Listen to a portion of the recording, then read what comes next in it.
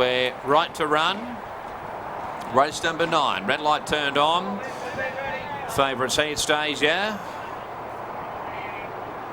All in.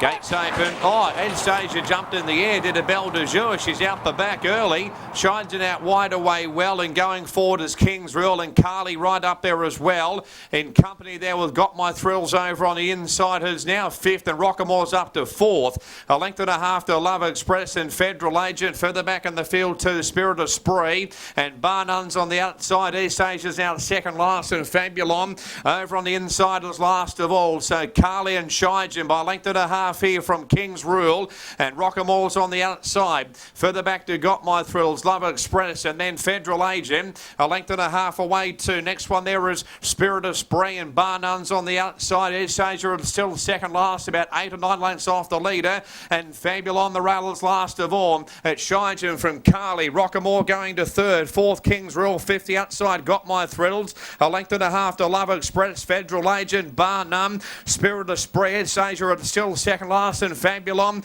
swings and last at the 400. Shijin the leader. Rockamore the outside. Carly back nearer the inside. Further back to Love Express. Got My Thrills. Spirit of Spree's over on the inside. Barnun down the outside with East Asia.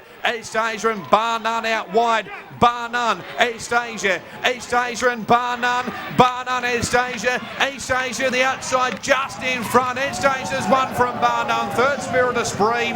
Followed by Love Express, Fabulon. And then we had Rockamore, Shijin. Further back in the field to Federal Agent, Got My Thrills, Carly, and King's Rule at the tail. That was a big win. That was a big All right, number 12, East Asia. Crikey, what happened to the start if you're on her, if you had your last on her? She went up in the air, as Josh said in the call, reminiscent of Belle de Jour, who might have gone a little bit higher than her, but this girl went high, and she's been able to pick herself up. She was still last, 9, 10 lengths off the lead, got to be extreme outside.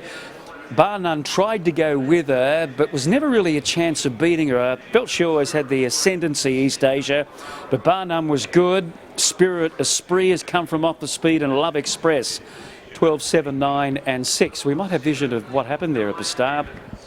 She drew 11 of 11, East Asia, and this will give us a great insight to the gates opening, and she did go high, didn't she?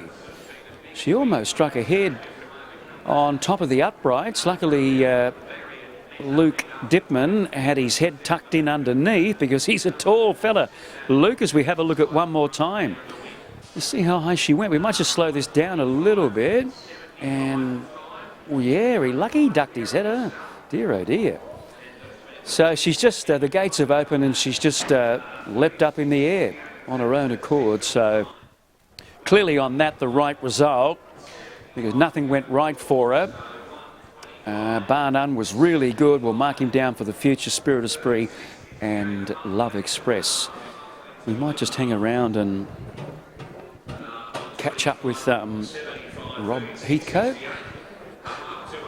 But certainly the day has ended well for him. I think he will be pretty happy with Dusty Tycoon earlier. But Emerald Kingdom had to be scratched from a race that he would have been a live winning chance in the Glass House. Rob, can we have a quick chat? I was just saying the day hasn't been great for you. Dusty ran well, first of all, Dusty Tycoon. She did. I was super happy with Dusty. She's had 7 months off, major throat surgery. The 1,000 was always going to be a little bit sharp for her, but gee, the way she kept onto the line, she's back. I'm really happy for my runners and, you know, the 785 owners. And Emerald Kingdom, was a disappointing, race. Michael. I mean, this happens in racing. You have to take them on the chin when they come. Mikey walked him out of his box to put him on the float to come up here. He put in a short one. We investigated a little bit of bruising in his heel. I'd rather find it at home than here in the race. And what about this mare? She was super under the circumstances. What happened at the start? Yeah, she's been a great addition to the stable. I don't know what happened to the start. I'll give Luke a clip in the ear. I'll ask Luke. Wasn't his fault, I've seen it. You can't blame him. Of course I wouldn't blame a jockey. You know me, Michael. But look, he kept his composure. He got her nice and balanced and got her into a lovely rhythm. Coming into the straight, I could see the bulk were under pressure, and Luke hadn't even gone for East Asia. So, I was pretty happy to see her charging down the outside. Now, you rode her quietly at Doomben. She was up on the pace before that. Is that the key to her? Well, you'll note that we've changed the gear, blinkers off, the earmuffs. She races in the earmuffs. They tend to have quietened her down considerably. She paraded really well today, and Luke's building up a really good affinity with her. All right, well, it's all ended well. That's the most important. Oh, yeah, look, we'll be back again next week, Michael, you know that. Yeah, absolutely. Yeah, good to see Dusty running well. She had a few little issues in the off-season, but she ran a creditable third earlier today. But what about this mare winning the last here, East Asia? We'll hear from Luke Dittman in a few moments' time. Luke, we've slowed it down. We've had a good look. You came out of stall number 11. Just take us through from your perspective in the saddle. She was grand in there. I don't know whether she sort of got herself a bit hot or like there was a yell inside me, and I think she just heard that and reared or anticipated the start, kind of missed it. But she come out sort of 3 lengths behind, and I just had to ride her quiet for plan B. And lucky I got on the back of a nice horse who took me into the corner and was probably the one to beat, turning the corner, and she's all class. Like, she shot it last start. She probably shouldn't have won that. I got her in a bit of a sticky situation. She pushed her way through and put her head in front, and today she's saved my backside again. And what were you thinking on the turn? Were you thinking that she could make up that ground? Oh, I knew she was a good enough filly to make the ground up. I just knew the horse that I was peeling off the back of would quicken as well. I just had to get my head in front of him, and she'd do the rest. And like she did. 1,400 metres, is that around about right for her these days now that you're riding her quietly? I do. Like, she's got the earmuffs on, and she did the right thing today. She went to sleep when she needed to.